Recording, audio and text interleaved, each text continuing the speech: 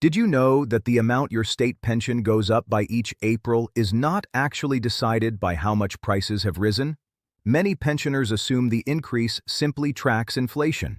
In reality, it depends on a three-way comparison, and in some years, wages, not prices, are what pushes your pension higher. For the increase that took effect this April, it was wage growth that won out, not inflation.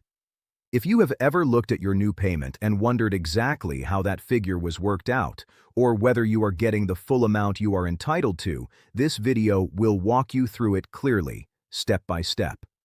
For millions of people across the UK, the state pension is not just one source of income among several. For a large number of retirees, it is the main, or even the only, regular income they receive.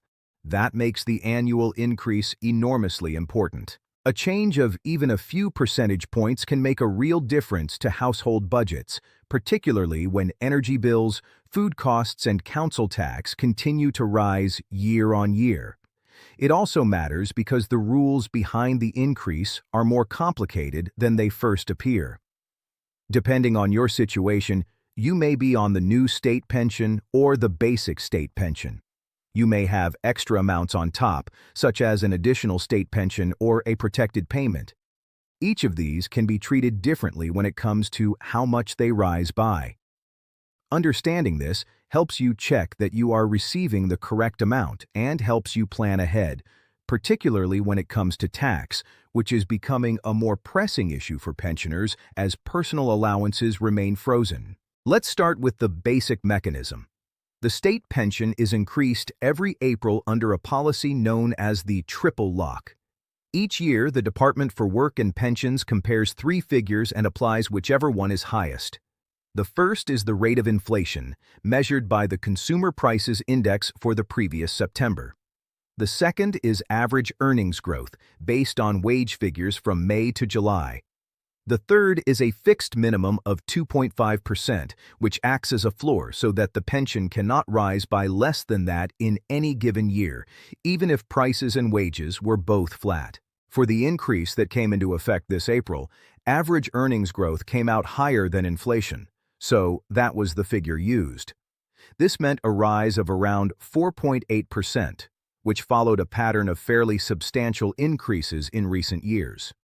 It is worth remembering that the figure used can change considerably from one year to the next, since it depends entirely on economic conditions in the relevant measurement period. This increase does not apply equally to every part of every pension.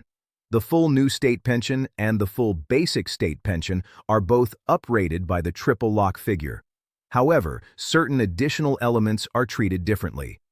The additional state pension, sometimes referred to as SERPs or S2P, which some older pensioners built up through their national insurance contributions, is normally increased in line with inflation only, not the triple lock figure. The same applies to protected payments, which some people on the new state pension receive if their entitlement under the old rules would have been higher. Any extra amount built up by deferring your pension is also increased by inflation rather than the triple lock. This is where confusion often begins. If you receive one of these additional elements alongside your standard pension, your overall increase will be a blend of two different percentages, not a single uniform rise. So your total payment may go up by a slightly different amount than the headline figure being reported in the news. There is also a practical point about how the rise is applied. The new weekly amount is rounded to the nearest 5 pence once the percentage increase has been calculated. This explains why your new weekly figure may not match a precise multiplication of the old amount by the percentage rise.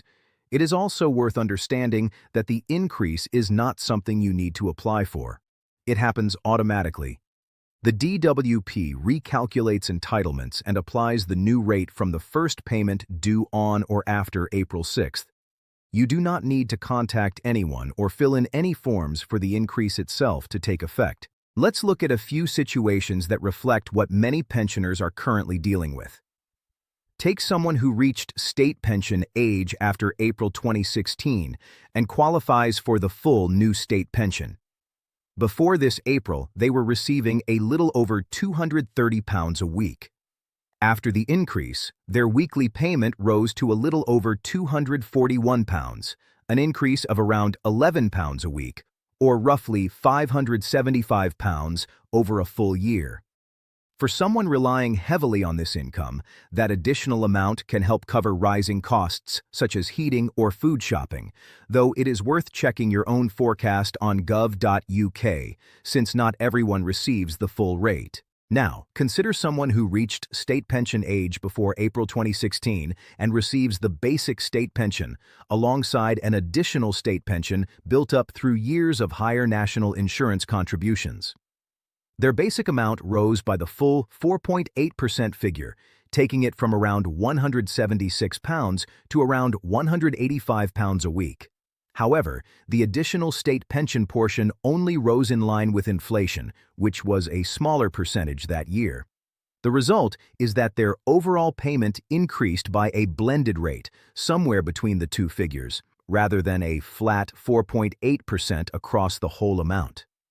Many pensioners in this situation are surprised to learn that their increase looks slightly different from what was widely reported in the press. Finally, picture a pensioner who also receives a modest workplace pension or some part-time earnings. With the personal tax allowance frozen at £12,570 since 2021 and expected to remain frozen for several more years, even a modest annual rise in the state pension can bring someone's total income closer to or over the tax-free threshold. In many cases, this means a pensioner who has never paid income tax before may start to see tax deducted from other income sources, simply because the state pension itself has grown. This is becoming an increasingly common situation, and it depends heavily on individual circumstances, including whether other income is involved. The detail that often gets overlooked is that the headline percentage you hear about in the news is not automatically what your own payment will rise by if you have additional elements on top of your basic entitlement. Pensioners sometimes contact the DWP concerned that their payment has gone up by the wrong amount, when in fact it reflects a correct blend of different uprating rules applied to different parts of their pension. Another point many people miss is the relationship between the state pension and income tax. The full new state pension, once increased, sits very close to the frozen personal allowance. While the full new state pension on its own currently remains just under the tax-free threshold, any additional income, even a small private pension or part-time work, can be enough to tip someone into paying tax for the first time. Because the personal allowance has remained frozen while the pension itself keeps rising under the triple lock, this gap is expected to narrow further in the coming tax years. It is worth checking your own tax position rather than assuming you remain below the threshold simply because you did in previous years. There is also a common misunderstanding around pension credit. When the state pension rises, the pension credit standard minimum guarantee usually rises too, since it is generally uprated by the same percentage. This means the income threshold for qualifying for pension credit also moves. Some pensioners who did not previously qualify or who were just above the threshold may find their circumstances have changed enough to make a new claim worthwhile. Equally, some existing claimants assume their award will automatically increase by the same percentage as the state pension, when in practice it depends on their full financial circumstances, including savings and other income. Given all of this, there are a few sensible steps worth taking. First, check your own state pension forecast and current entitlement through your gov.uk account, or by requesting a paper forecast if you prefer not to go online. This will show you exactly what you are entitled to, broken down by component where relevant. Second, if you are not certain whether your full payment includes additional elements such as SERPs, a protected payment, or deferred increases, it is worth contacting the pension service directly to ask for a breakdown. This can help explain why your increase may differ slightly from the standard percentage being widely discussed. Third, if your income, including the state pension, workplace pensions, savings interest, or part-time earnings, is approaching the personal allowance, it may be worth reviewing your tax position. HMRC can confirm your tax code and whether any tax is due, and in many cases, pensioners are able to check this through their personal tax account online or by contacting HMRC directly. Fourth, if you currently receive pension credit or believe you might now be entitled to it following the increase to the standard minimum guarantee, it is worth using an independent benefits calculator or contacting the pension service to check your eligibility.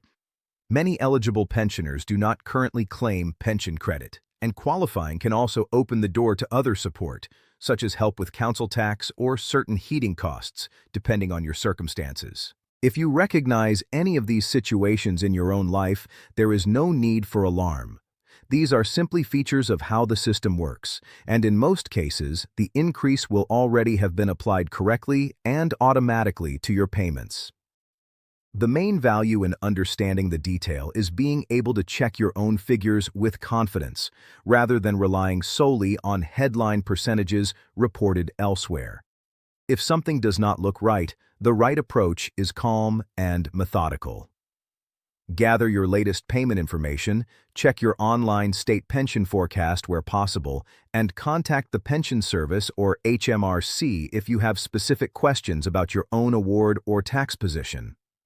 Rules can change over time, and individual entitlements can vary considerably depending on national insurance history.